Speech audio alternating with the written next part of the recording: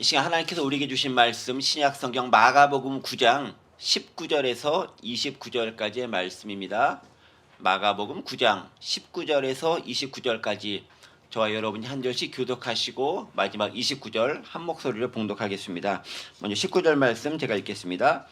대답하여 이르시되 믿음이 없는 세대여 내가 얼마나 너희와 함께 있으며 얼마나 너희에게 참으리요 그를 내게로 데려오라 하시매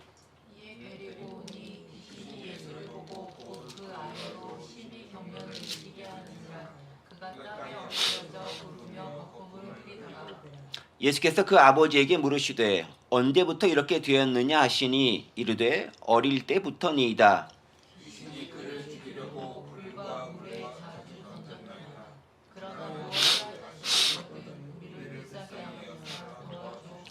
예수께서 이르시되 할 수 있거든이 무슨 말이냐 믿는 자에게는 능히 하지 못할 일이 없느니라 하시니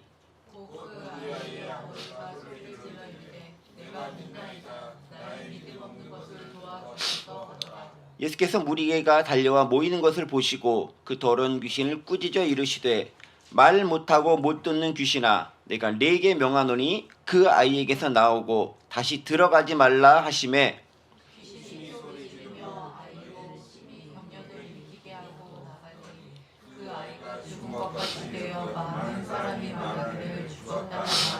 예수께서 그 손을 잡아 일으키시니 이에 일어서니라. 집에 들어가심에 제자들이 조용히 묻자오되 우리는 어찌하여 능히 그 귀신을 쫓아내지 못하였나이까. 함께 모독합니다. 이르시되 기도 외에 다른 것으로는 이런 종류가 나갈 수 없느니라 하시니라. 아멘. 네. 지난주에 이어서 마태복음 9장에 있는 말씀 계속해서 함께 생각해보는 시간을 갖도록 하겠습니다. 저희가 2주 전에 함께 생각했던 말씀이 변화산에서의 말씀이셨습니다. 기억하시죠?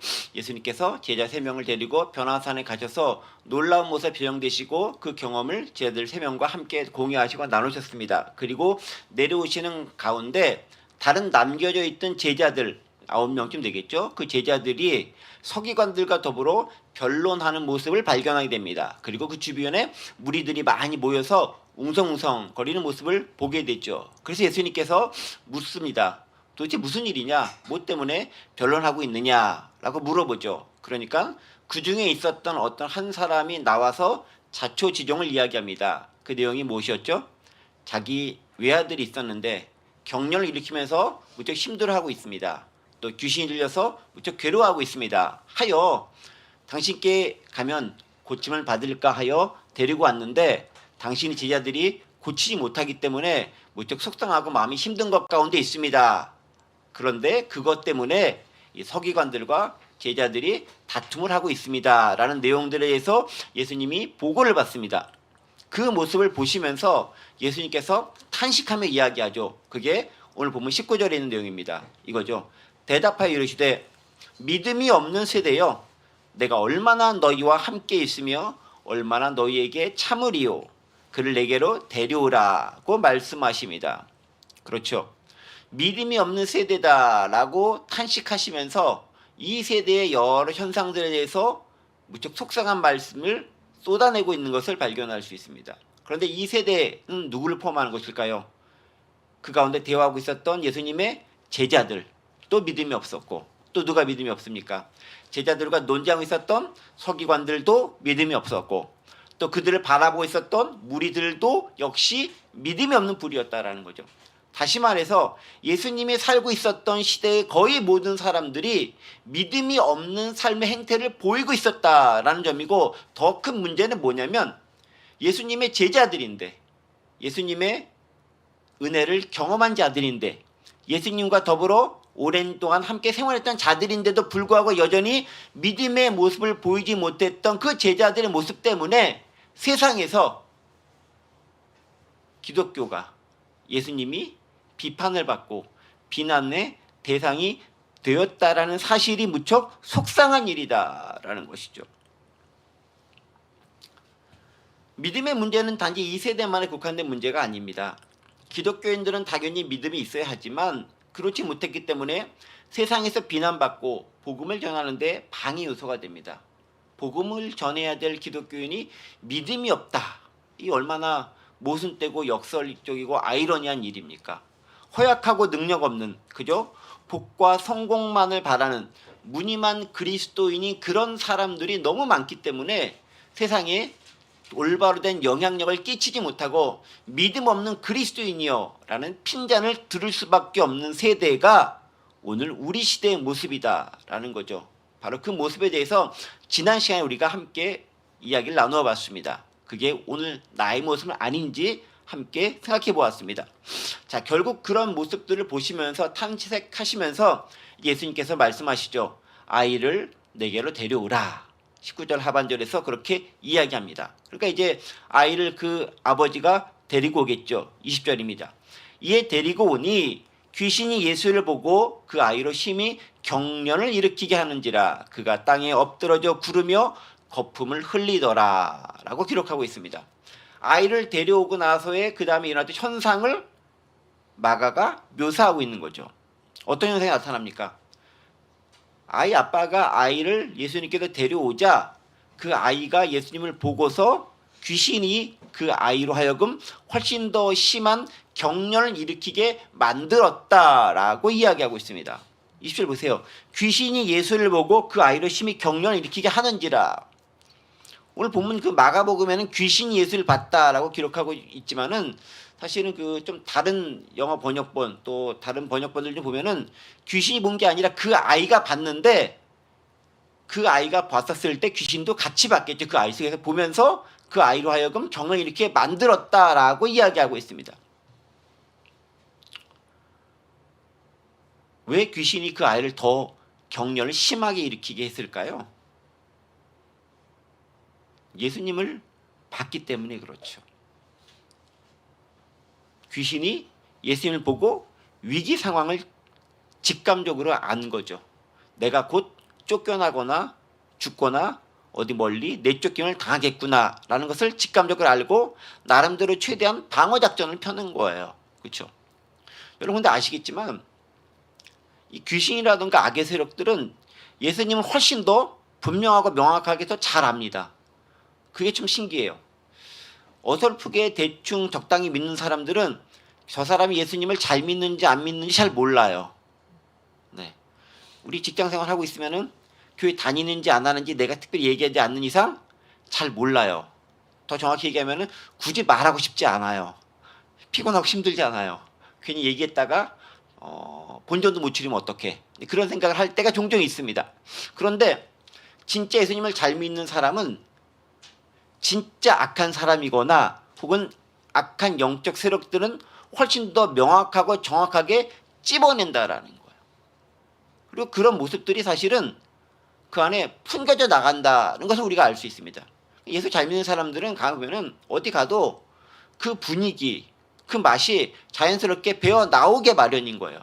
그러니까 아닌 것처럼 행동한다 할지라도 교회 다니시죠? 뭐 어떤 사람들 가면 혹시 성직자세요? 뭐 이렇게 물어보는 경우가 종종 있다라는 거죠. 왜 그렇겠습니까?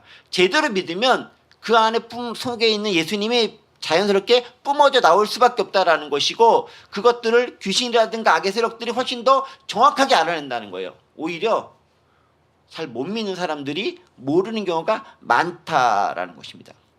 영적인 문제들은 그렇게 알 수 있다라는 거죠. 그러니까 우리가 그런 얘기 하잖아요. 예수 진짜 잘 믿는지 안 믿는지는 점집에 가보면 안다. 네.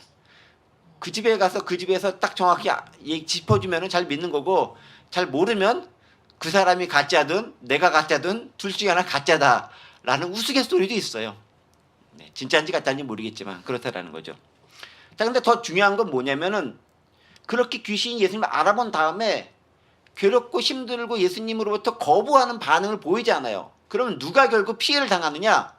그 아이가 고통을 당한다라는 데 문제가 있는 거예요. 귀신은 그냥 조용히 싹 나가버리면 좋은데 그렇게 하지 않죠.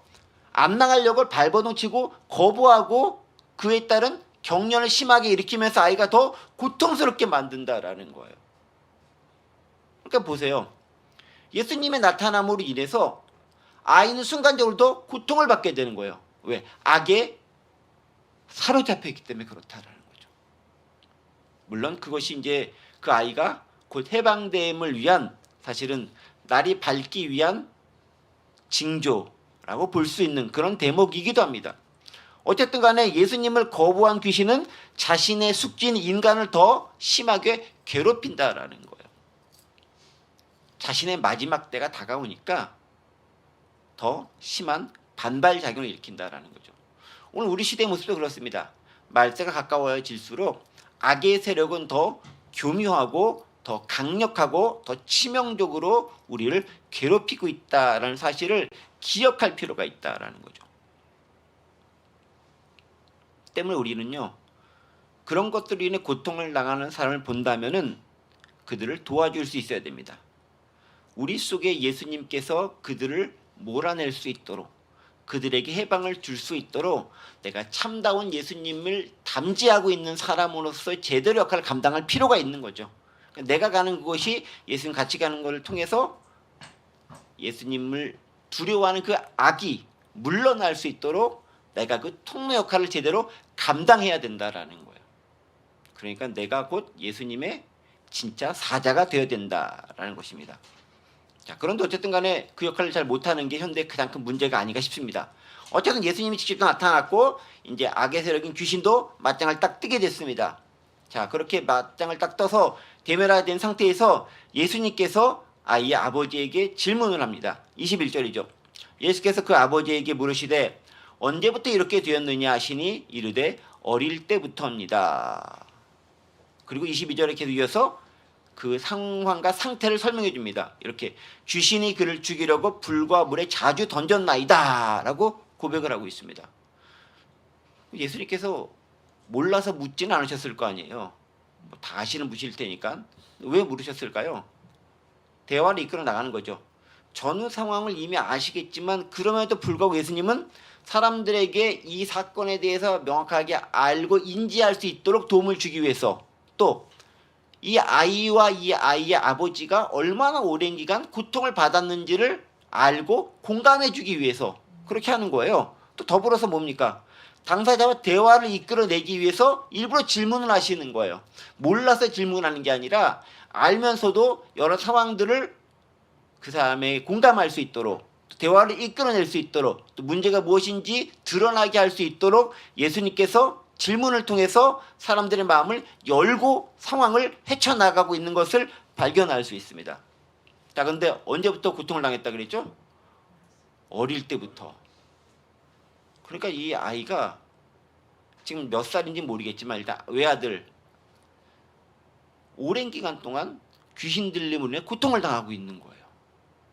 이게 순간적으로도 그런 것 경련이라면 무척 힘들 텐데 오랜 기간 그것을 고통을 당하고 있으면 그 아이가 얼마나 힘들고 어렵겠습니까? 아무도 그런데 해결을 해주지 못하는 것이 더 큰 문제다라는 거죠.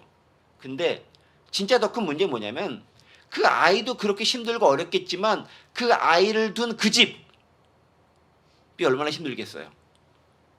예를 들면 어떤 집에 환자가 한 명 있어요.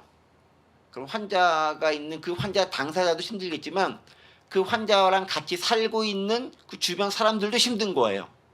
괜히 짜증나고 피곤하고 내 삶을 제약을 당하게 되고 그들 때문에 내가 피해도 보게 되고 마음도 상하고 속상하고 슬프고 애통하고, 그러니까 가족 한 명의 슬픔은 그걸로 끝나는 게 아니라 그 주변에 있는 많은 사람들을 같이 슬픔의 도가니에 몰아넣게 되는 현상을 만든다는 점이죠. 모두의 아픔과 고통의 문제다라는 것입니다. 얼마 전에 우리나라도 예를 들면 예전에 벌써 오랜 시간이지만 세월호 참사 문제, 또 이태원 참사 관련된 문제들이 있었습니다. 아직도 그 얘기하느냐라고 사람들이 이야기할지 모르겠지만 그것과 관련된 가족들, 지인들은 여전히 그게 씻을 수 없는 한으로 남겨져 있는 거예요.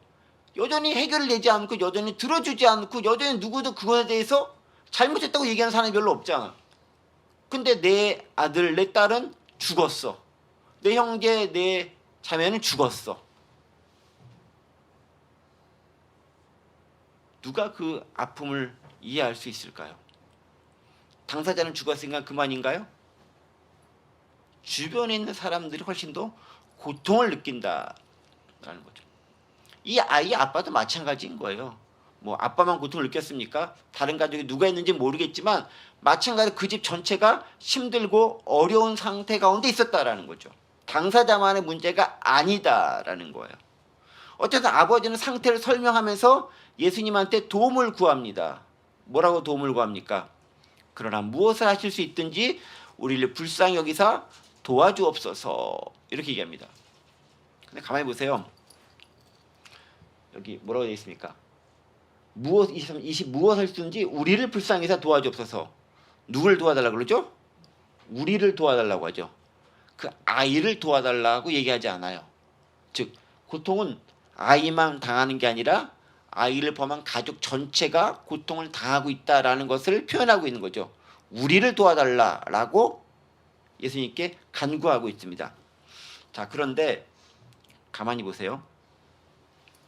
이렇게 아픔을 당하고 힘들어하고 있는 사람들을 딱 발견하면은 무엇을 해야 되면은 그들의 아픔에 공감하면서 한시라도 빨리 그들을 구원해 줄 수 있어야 되는 게 옳은 일인 거예요.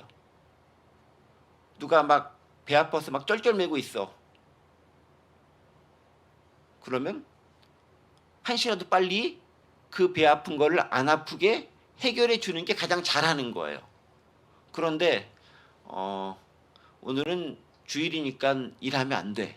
아파도 꾹 참고 있다가 월요일쯤 돼서 한가해지면 그때가 병원 가서 고쳐 라고 하는 거는 무척 가장 율법적인 표현일지 모르겠지만 그 당사자 입장에서는 무척 괴롭고 힘들고 야속하게 느껴지는 표현이라는 거죠. 여러분 예수님이 안식일 논쟁 가운데서 굳이 안식일에 막 고치시잖아요. 근데 안식일을 예수님께서 골라 잡아서 고친 게 아니라 안식일에 병 고침을 받기 위해 온 그 사람을 내쫓지 않는 거예요. 왜냐하면 왔었을 때 고통당하고 있잖아. 그럼 그 당시 그 힘든 상황을 봤었을 때 직접 고쳐주고 해결해 주는 게 그게 옳다라는 거예요. 법에 일하지 말라고 했으니까 노동하지 말라고 했으니까 하면 안 돼라고 하는 것은 그 법을 만든 취지를 왜곡하면서 법을 위한 법대로 살아가는 게 많다라는 거죠. 그렇게 법을 위한 법대로 살아가게 만드는 나쁜 사람들이 종종 많이 있어요. 법을 잘 아는 사람들이 그렇게 해요. 사람을 아는 사람들은 그렇게 하지 않죠. 그래서 법을 아는 사람들은 먼저 사람이 돼야 되는 거예요. 그래야 법을 제대로 집행할 수 있게 됩니다. 되게 중요한 부분들인 것 같습니다. 어쨌든 예수님은 아픈 사람이 있으면 바로 고쳐주는 게 예수님의 방법이었습니다. 성경 기사 가만히 보세요. 아프다고 찾아왔는데 내일쯤 가서 고쳐줄게 라고 하는 건 없어요. 예외적인 이런 경우 있습니다. 나사로가 있었을 때 빨리 가가지고 좀 치료해 주세요 라고 하니 죽게 됐습니다 라고 하니까 바로 안 가고 며칠 있다 갑니다. 그건 특별한 목적이 있는 거죠. 죽은 자를 살리는 것을 보여주고 하나님께 영광을 올리기 위한 특별한 목적이 있는 걸 제외하고 나머지 것들은 아프면 바로바로 고쳐주시는 거예요. 그게 복음의 문제라는 거죠. 우리에게 어렵고 힘든 사람이 있다? 가능하면 바로 도움을 주는 게 옳다라는 거예요. 자, 그런데 여기서 좀 재밌는 거 이제 주의 있게 봐야 될 부분들이 납니다. 22절에서 아이의 아버지가 예수님께 요청을 하는 내용이 나오죠. 뭐라고 요청합니까? 그러나 무엇을 하실 수 있거든 우리를 불쌍히 여기사 도와주옵소서. 도와달라는 그런 요청처럼 보이죠? 그렇죠? 무엇을 하실 수 있거든 이라고 하죠. 영어로 뭐라고 되어 있습니까? 자꾸 영어 봐서 죄송하겠지만 But if you can do anything, take pity on us and help us. 만약 당신이 어떤 거라도 좀 하실 수 있으면 우리를 좀 가엾게 여기서 도와주세요 라고 해석할 수 있습니다. 여기 잘 보세요. 만약 당신이 뭐라도 좀 할 수 있으면 이라고 고백하죠. 무슨 말이에요? 당신은 모든 것을 다 할 수 있습니다 라는 고백이 아니에요. 뭐라고 고백하죠? 뭐라도 좀 할 수 있으면. 우리말로 보면은 그러나 무엇을 하실 수 있거든 이게 약간 좀 애매한 표현인데 영어로 보면 훨씬 더 명확하잖아요. If you can do anything, 어떤 거라도 당신이 좀 할 수 있으면 제발 좀 도와달라라는 거예요. 전적인 신뢰가 아니라 당신이 할 수 있는 것 중에서 어떤 거라도 좀 해서 내 아이를 좀 살려달라라고 이야기하고 있다라는 거죠. 단지 가능성에 대해서 예수님께 요청하고 있습니다. 전적인 신뢰의 모습을 보이는 게 아니다라는 거예요. 왜 이렇게 표현했을까요? 당신이라면 고칠 수 있습니다. 고쳐주시옵소서. 이렇게 말하지 않았다라는 거예요. 할 수 있거든이 이거잖아요. 무엇을 할 수 있거든 좀 고쳐주세요. 그 말은 할 수 없을 수도 있고 있을 수도 있는데 만약 있으면 if라는 단어를 쓰잖아요. 고쳐달라고 얘기합니다. 왜 그랬을까요? 이제 아버지 입장은요. 실패를 경험했기 때문에 그래요. 어떤 실패? 예수님의 제자들에게 데리고 왔는데 제자들이 고쳐줄 줄 알았는데 정확히 예수님이 고쳐줄 줄 알았는데 예수님이 없으니까 제자들이라도 고쳐줄 줄 알았는데 못 고쳤잖아요. 그러니까 이 아버지 입장에서는 이미 실패한 아픔이 그 안에 자리 잡고 있는 거예요. 제자들은 못 고쳤어. 스승도 못 고치면 어떡하지? 라는 생각이 그 안에 이미 들어와 있는 거예요. 그러니까 제자들이 한 번에 싹 고쳐버렸으면 아무 문제가 없는데 제자들이 못 고치니까 예수님에 대한 불신마저 이 아버지가 갖도록 만들었다라는 점이 더 큰 문제다라는 거죠. 실패한 제자들로 인해서 예수님에 대한 신뢰마저 사그라들도록 만들었다라는 거예요. 삶에서 온전치 못한 그릇된 기독교인들로 인해서 기독교 자체와 예수님에 대한 인상과 생각마저 사람들에게 부정적으로 심어주는 결과를 초래했다라는 거죠. 그 말은 뭐냐면 우리는 그냥 우리로 존재하는 게 아니라 예수님을 대표하고 예수님을 대리하고 예수님을 보여줘야 할 사람으로서의 우리라는 거예요. 그러니까 교회 다닌다, 믿는다라는 건 뭐냐면 그냥 너는 너 나름대로 그걸 존중해 줄게, 네 나름대로 삶을 살아 해서 그치는 게 아니라 우리가 삶을 살아가는 게 예수님이 이러한 삶을 살아간다라는 것들을 보여주는 통로 역할을 한다라는 거예요. 그러니까 내가 제대로 예수님을 보여주거나 내가 투명하게 예수님을 보여주지 않고 내가 왜곡되거나 잘못된 걸 보여주면은 그걸로 인해서 사람들이 예수님에 대해서 기독교에 대해서 왜곡된 시각을 가질 수도 있다라는 거죠. 무척 불행한 일이다. 불행한 일이다. 그러니까 이 아버지는 제자들로 인해서 예수님이 고칠 수 있을 거야 라는 기대를 가지고 있다가 그 기대가 깎이는 아픔을 경험하면서 혹시라도 할 수 있으면 고쳐주세요 라는 그 심정밖에 되지 못하는 단계에 이르렀다라는 거죠. 이것도 통탄한 일인 거죠. 자, 그런 아버지의 부탁에 대해서 예수님께서는 무엇이라고 대답합니까? 23절에 있는 말씀이죠. 뭘로 되어 있습니까? 예수께서 이르시되 할 수 있거든이 무슨 말이냐?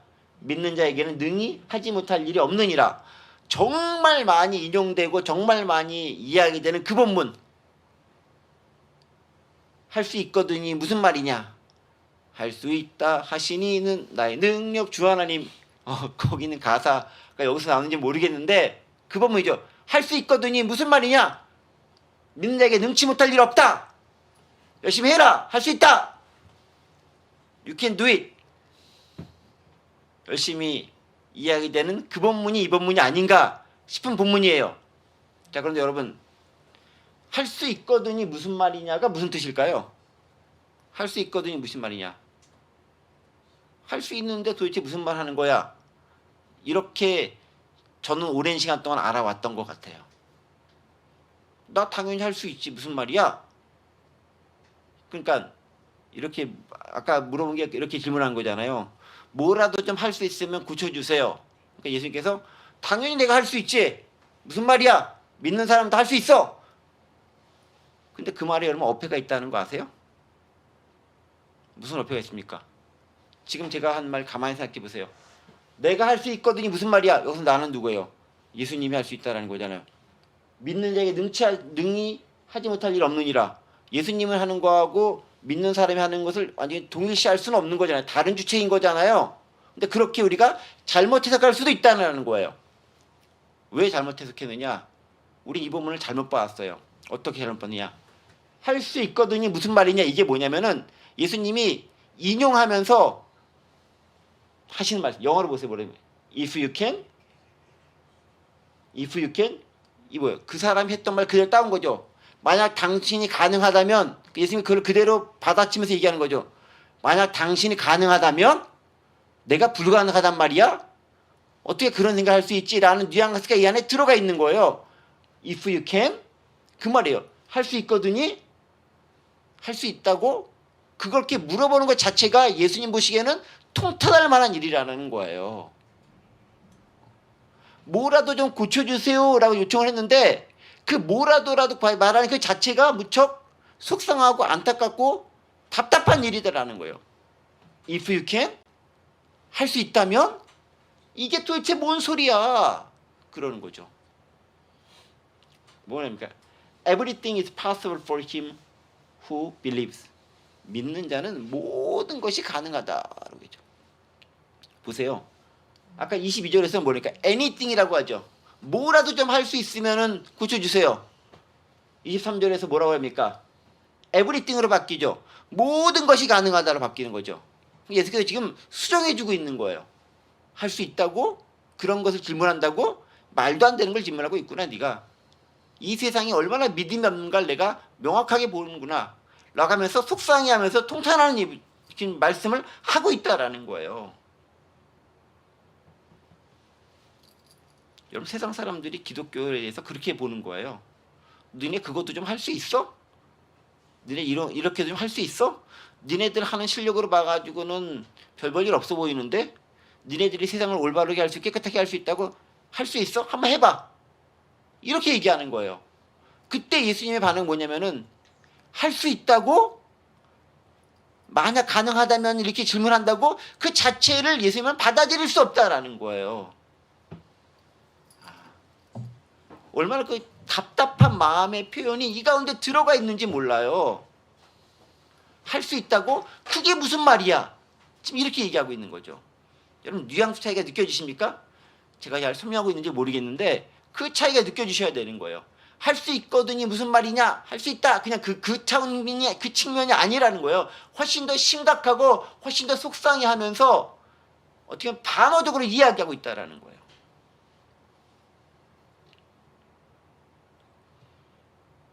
믿는 자에게 능히 하지 못할 일이 없다라는 거예요.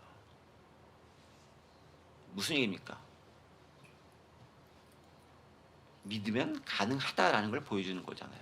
자, 그럼 그 얘기는 조금 더 나중에 접어두고 그 다음에 계속 넘어가 보겠습니다. 자, 그러니까 믿음의 문제로 다시 넘어가게 됐죠. 24절에서 그 아버지가 이야기하죠.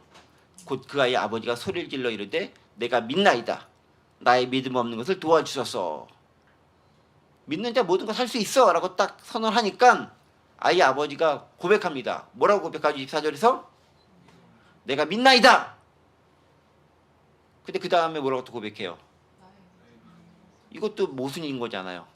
믿습니다 라고 하면서 저는 믿음 없습니다.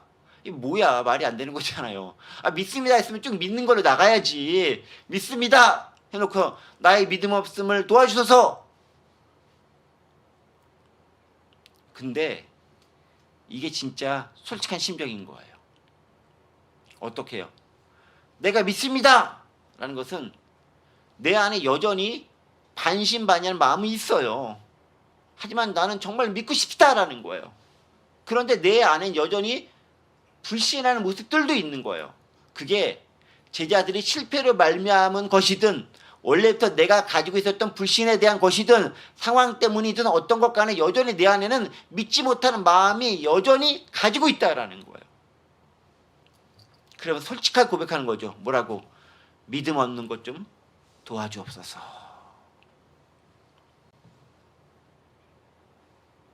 나의 바라는 이성향과 나의 실제 현실 사이의 괴리가 이 한 문장 사이에 녹아 들어가 있는 솔직한 우리의 고백이다라는 거죠. 그래서 실제로요, 믿음도 내가 믿고 싶다고 믿어지는 게 아니다라는 거예요. 여기도 보세요. 나의 믿음 없는 것을 도와주소서. 제발 내가 좀 믿음을 가질 수 있도록 믿음을 주소서라고 고백하고 있는 거잖아요. 그러니까 우리는 믿는 게 내가 믿는 것 같지만 믿을 수 있도록 하나님께서 선물로 주시지 않으면, 성령께서 함께 주시지 않으면 안 믿어지는 거예요. 믿으려고 해도 안 믿어진다라는 거죠. 그게 무척 놀라운 역설이라는 거죠. 그러니까 믿음이 그래서 선물인 거예요. 내가 믿습니다라고 내가 고백하고 있지만 그 고백도 성령께서 내게 감동을 주셔야 고백하는 거지, 진짜로 마음에서 우러나오는 믿음의 고백은 내 뜻대로 되는 게 아니라 그분의 능력과 은혜 가운데서 비로소 가능하다라는 거예요. 그래서 믿음의 선물인 거예요. 여러분 에베소 2장 8절에 그 말씀이 괜히 있는 게 아니에요. 너희가 그 은혜에 의하여 믿음으로 말미암아 구원을 받았으니 이것은 너희에게서 난 것이 아니요 하나님의 선물이라. 내가 고백하고 있어 네가 고백한 것처럼 보이지만 실제로 그게 아니라 하나님께서 네가 고백할 수 있는 믿음도 주셨고 그 믿음으로 말미암아 구원도 하나님께 선물로 주셨다라는 거예요. 구원도 선물이고 믿음도 선물이라는 거예요. 그러니까 우리가 안 믿어질 때는 이 아버지처럼 최소한 고백할 수 있어야 됩니다. 제가 믿습니다. 그런데 제 믿음 부족하니까 좀 믿을 수 있도록 도와주세요. 믿도록 좀 만들어주세요. 라고 기도할 수 있어야 되는 거예요. 최소한. 그쯤 되니까 예수님께서 이제 가만히 있지 않죠. 어떻게 합니까? 25절로 넘어갑니다. 예수께서 무리가 달려와 모이는 것을 보시고 그 더러운 귀신을 꾸짖어 이르시되 말 못하고 못 듣는 귀신아 내가 네게 명하노니 그 아이에서 나오고 다시 들어가지 말라 라고 명령하시고 꾸짖습니다. 지금 상황을 가만히 보고 있으니까 상황이 재밌게 돌아가고 있잖아요. 그러니까 주변에 있었던 원래 모였던 사람들 말고 또 다른 무리들이 주변에서 웅성웅성하게 모여드는 거예요. 예수님 딱 나타났다. 주인공 등장했다. 또 얘기됐다. 뭐 이렇게 귀신 들린 녀석이 또 뭐 이렇게 막 발광하고 있다. 그런 상황들이 주변 보기에 호기심을 자극할 만하잖아요. 그러니까 다른 주변에 있는 무리들까지 싹 다 모여가지고 더 많은 사람들이 모여들기 시작한 겁니다. 그랬을 때 예수님께서 귀신에게 명령하죠. 말 못하고 못 듣는 귀신아 물러가라라고 명령합니다. 그런데 보세요. 그냥 귀신아라고 얘기하지 않죠. 뭐라고 얘기합니까? 말 못하고 못 듣는 귀신아. 귀신의 정체를 명확하게 지칭하면서 얘기하죠. 예수님 거의 항상 그래요. 그냥 귀신아라는 경우도 있겠지만 많은 경우에서는 그게 어떤 귀신인지 정체를 명확하게 지칭하면서 그가 물러가도록, 그 존재들도록 사라지도록, 그 존재들도록 도망가라고 명령하십니다. 그래서 정체성을 아는 거 중요한 거예요. 정체를 알아야 돼요. 정체를 알면 이길 수 있는 거예요. 예수님은 정확하게 정체를 아는 거죠. 그 귀신이 어떤 귀신이다? 말 못하게 하고 못 듣게 만드는 귀신이다라는 정체를 알고 그것에서 꾸짖는 거예요. 정확하게. 대상이 명확한 거죠. 그러니까 아이한테 꾸짖는 게 아니에요. 아이가 그 안에 있지만 아이를 숙주로 삼고 있는 그 아이 속의 귀신에게 명확하게 명령을 하는 거죠. 모르는 사람들은 아이한테 꾸짖는다고 볼 수 있겠지만 그게 아니다라는 거죠. 아주 명확하게 콕 집어서 귀신에게 그 어떤 귀신을 명확히 지칭하면서 이야기하고 있다라는 거죠. 우리도 그래서요. 영적 세력에 대해서 좀 알아야 돼요. 너무 모르면 안 돼요. 그냥 뭉뚱그려 가지고 귀신아 물러가라 또 할 수 있지만 어떤 귀신인지 영적 분별력을 가질 필요도 있는 거예요. 그래야 더 분명하고 명확하게 이겨낼 수 있다라는 거죠. 그런데 그렇게 명령을 받고 나가서 금방 샥 나가버리면 좋은데 얘가 최후의 발악을 하죠. 아까 예수님 봤을 때도 심한 경련을 일으켜서 힘들게 하더니 나가기 바로 직전에도 또 똑같은 일을 반복해서 합니다. 26절 보세요. 귀신이 소리 지르며 아이로 심히 경련을 일으키게 하고 나서 나가는 거죠. 못된 놈이에요. 그냥 나가면 될 것인데 꼭 괴롭게 한 다음에 나가는 거예요. 그런 사람 있죠. 그냥 자기만 딱 죽으면 되는데 물귀신 작전 펴가지고 다른 사람까지 힘들게 하면서 물러나가는 딱 그 경우가 이런 경우가 아닌가 싶습니다. 자, 어쨌든 그렇게 심한 경련을 일으키니까 아기가 뭐라고 합니까? 죽은 것처럼 보이는 거예요. 너무 심하게 하니까 기진맥진해지잖아요. 아기가. 그러니까 이게 아기인지 아이인지 청소년인지 모르겠지만 그 아들이 기진맥진해가지고 이제 팍 쓰러져 버린 거죠. 아마 나가 떨어지게 됐겠죠. 막 경련 막 이렇게 하고 팍 쓰러졌겠죠. 그러니까 이제 사람들 보기에 죽은 거 아니냐라고 사람들이 생각할 수도 있게 되었다라는 거죠. 근데 사람들이 보기에 죽은 것처럼 보이는 것은 사람들이 보는 시각이고 예수님은 그렇게 보지 않죠. 죽은 게 아니다. 손을 잡아 일으키니까 아이가 다시 살아나더라, 일어나더라 라고 고백합니다.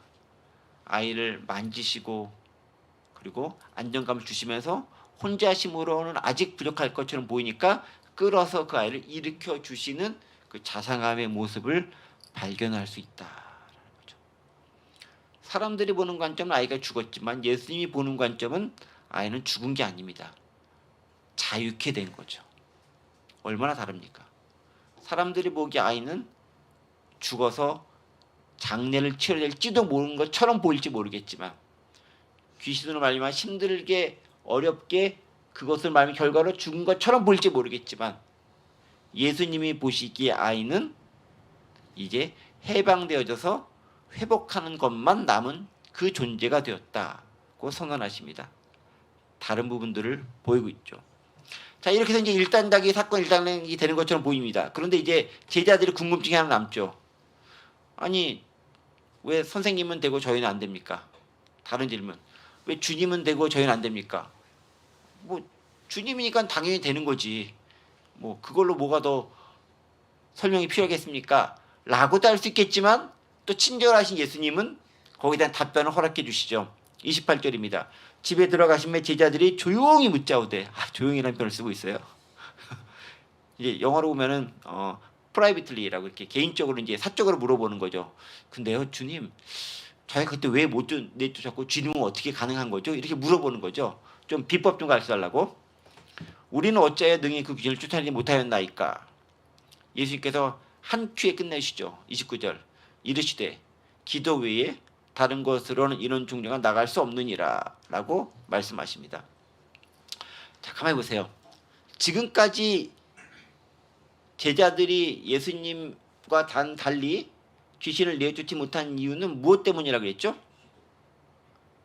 지금까지에 대한 부분들은 믿음에 대한 문제를 가지고 지금까지 쭉 얘기했어요. 믿음에 대한 문제 가지고. 믿음이 없다. 믿음이 없는 세대야. 왜 믿지 못했느냐. 아이 아빠도 믿음 없음을 용서해 주셔서 믿음을 주셔서 계속 믿음에 대한 문제 가지고 얘기했습니다. 그런데 마지막에 29절에서 느닷없이 기도 외에는 이런 종류가 나갈 수 없느니라 라고 딱 얘기하면서 갑자기 기도로 치환하고 있는 걸 발견할 수 있죠. 그렇죠? 이 병행본문도 한번 볼까요? 병행본문이 있습니다. 마태복음 17장 17절부터 20절까지 말씀이에요. 나왔죠? 쭉쭉쭉쭉 나온 다음에 마지막 20절에 뭐라고 써 있습니까? 너희 믿음이 작은 까닭이니라. 진실로 너에게 이르노니 너희가 만일 너에게 믿음이 겨자씨 하나만큼만 있어도 이 산을 명하여 여기서 저기로 옮겨지라 하면 옮겨질 것이요 또 너희가 못할 것이 없으리라. 마태복음 뭐라고 기록하고 있죠? 무슨 문제? 믿음에 대한 문제. 여전히 믿음에 대한 문제인 거예요. 마가복음은 갑자기 믿음에서 기도의 문제로 바뀐 것을 발견할 수 있습니다. 여기서 우리는 두 가지 것을 확인할 수 있습니다. 첫 번째, 기도는 믿음의 표현이라는 거예요. 여러분, 기도는 믿기에 기도할 수 있는 거예요. 정확히 얘기하면 믿지 않으면 제대로 기도할 수 없는 거예요. 이해가 되십니까? 기도는 뭐죠? 하나님과 대화하는 거예요. 대화한다는 것은 그분이 거기 계신다는 것을 믿는 마음을 전제로 두고 내가 대화를 하는 거예요. 그러니까 믿음이 전제가 됐기 때문에 그분과 대화하고 말할 수 있고 이야기할 수 있는 거예요. 그래서 기도라는 것은 믿음의 또 다른 표현인 거예요. 내가 그분이 계신 것을 믿기에, 그분의 역사하심을 믿기에, 그분들은 말미암아 모든 가는 것을 믿기에 그분께 기도하는 거, 그분과 대화한다라는 거. 그러니까 내가 기도한다라는 것은 그분의 역사하심과 계심과 존재와 역사와 그분의 말씀대로 이루어짐에 대한 그 믿음이 전제되어 있고 그 표현으로서의 기도가 나타난다라는 거죠. 그러니까 기도를 내가 제대로 한다는 것은 내가 나름 믿음을 제대로 가지고 있다는 것의 표현인 거예요. 물론 제대로 한다라는 것이 유창하게 하는 게 제대로 하는 게 아니죠. 내 가운데 실제 진짜 믿는 마음을 가지고 고백하는 게 그게 기도인 거죠. 마음으로 믿어 의에 이르고 입으로 시인하여 구원에 이른다. 왜 그 표현이 있겠어요? 마음으로 믿음이 있어야 그것을 입으로 시인하는 기도로서 나와지는 고백이 비로소 가능하다라는 거예요. 두 번째, 중요한 겁니다. 오늘 또 제가 여러분들과 나누고 싶은 중요한 표현입니다. 자, 그러면 이제 여기서 한 가지 제가 여러분께 또 질문을 드리겠습니다. 중요한 질문입니다. 무엇을 믿고 기도하는 걸까요? 할 수 있거든이 무슨 일이냐? 믿는 자에게는 능치 못할 일이 없느니라. 우리 많이 들었죠? 믿는 자에게는 능치 못할 일이 없다. 뭘 믿는 거예요? 누굴 믿는 거예요? 그 점에서 우리가 되게 많이 헷갈리는 거예요. 어떻게? 할 수 있다. 무슨 말이냐? 누굴 믿는 거예요? 우리 중 많은 사람들 그걸 나 자신을 믿는, 내가 할 수 있다라고 믿는 것을 이 말씀으로 치환해가지고 생각하고 이야기하는 경우가 무척 많아요. 마치 이거죠. 자기 암시, 자기 확신, 딱 그거인 거예요. 그거인 거. 내 능력을 믿는가? 제자들 실패하는 원인이 그거였다는 거죠. 예수님을 믿는 믿음을 가지고 나아간 것이 아니라 내가 전에도 고쳤는데 지금도 고칠 수 있을 것이라고 하는 자기 능력에 대한 확신을 가지고 나아갔을 때 그들이 실패하고 실수할 수밖에 없었다라는 거예요. 그러니까 믿습니다가 중요한 게 아니에요. 뭘 믿고 누굴 믿는가가 중요한 겁니다. 그런데 뭘 믿고 누구를 믿는가에서 가장 핵심적인 것은 뭐냐면 아까 지금 얘기했죠. 기도 외에는 나갈 수 없느냐. 왜 기도라는 단어를 굳이 썼겠습니까? 기도는 관계성을 내포하는 말이에요. 기도는 대화인 거잖아요. 하나님과 나와의 관계성 가운데서 말하는 게 기도인 거잖아요. 그게 왜 믿음과 연관되어집니까? 즉 관계성 가운데에서 예수님께서 하실 수 있다는 것을 내가 믿는다라고 고백하는 그 믿음이 필요하다라는 거죠. 그냥 내가 할 수 있습니다. 세상에는 그렇게 얘기하죠. 네가 할 수 있는 걸 마음속에 계속 끊임없이 이야기하고 자기 확신을 하고 자기 암시를 계속해. 그러면 할 수 있어. 성공하게 해서 처세술에서 많이 이야기하는 부분들이죠. 성경을 그걸 얘기하고 있는 게 아니에요. 네가 할 수 있다라는 게 아니에요. 예수님을 할 수 있는데 그 예수님과의 관계성 속에서 그분이 할 수 있다는 것을 믿고 고백하고 나아갔었을 때 가능하다라는 거예요. 어떤 방식으로? 예수님의 방식으로 가능한 거죠. 내 방식대로 가능한 게 아니라. 여기서 우리는 오류를 범할 수 있어요. 내가 원하는 대로 안 됐다고 해서 실망할 필요도 없어요. 왜? 우리의 믿음이라는 것은 내가 하고 싶은 대로 되는 그 믿음이 아니라는 거예요.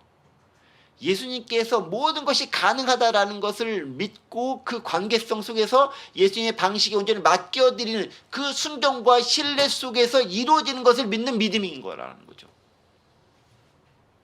그러니까 단지 믿습니다. 이게 아니라는 거예요. 정리를 한번 해보겠습니다. 그럼 제자들이 왜 실패했겠어요?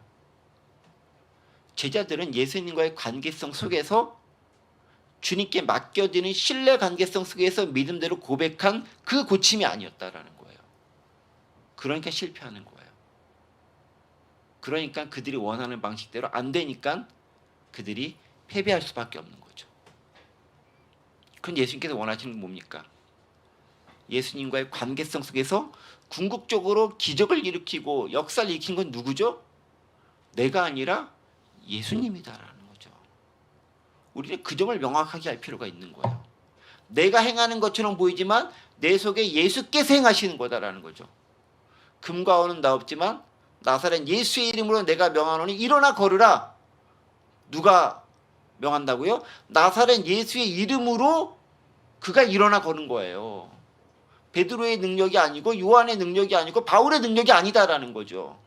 우리가 착각하기 쉬운 거예요. 마치 내 능력으로 뭐는 하는 것처럼 착각에 빠지고 싶다라는 거죠. 믿음과 기도의 관계는 그런 것이 아니다라는 거죠. 마무리하겠습니다. 우리는 무엇을 믿고 살아가고 있습니까? 할 수 있거든이 무슨 말이냐? 이 의미가 무엇이겠습니까?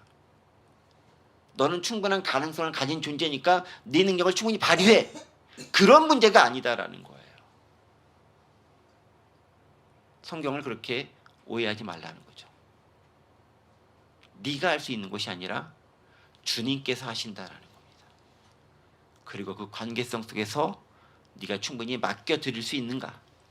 주님의 방식에 순종할 수 있는 것인가? 그 방식에 그대로 따를 수 있는 것인가? 라고 우리에게 물어보시는 거예요. 때문에 내가 어떤 기적을 내 능력으로 행하느냐 안 행하느냐는 중요한 게 아니에요. 그분과 내가 어떤 관계성과 믿음을 가지고 있는가가 훨씬 중요합니다. 그 안에서 비로소 모든 것이 이루어지기 때문에 그러합니다. 그래서 참다운 믿음 가운데서 하나님의 은혜를 체험할 수 있는 우리가 되어야 됩니다. 그런 모습으로 살아갈 수 있는 저와 우리 부학하는 모든 지체들 되기를 간절히 원합니다. 기도하겠습니다. 하나님 아버지, 할 수 있거든이 무슨 말이냐? 믿는 자에게 능치 못함이 없느니라 라는 말씀이 단지 자기 확신과 네 능력을 믿고 열심히 살아라 라는 말씀이 아닌 것을 다시금 분명히 확인합니다. 예수님 안에서 믿음으로 말미암는 관계성이 없이는 아무것도 아닌 것 다시 한번 고백할 수밖에 없습니다. 우리가 잘나서 살아가는 것이 아니라, 우리가 똑똑해서 사역하는 것이 아니라 그 주님께서 모든 것을 하고 계심을 고백하고 그 안에서 순종하고 받아들이고 따르고 그리고 그 길을 갈 수 있는 참다운 제자가 될 수 있도록 도와주옵소서. 감사드리며 예수 그리스도의 이름으로 기도하옵나이다. 아멘.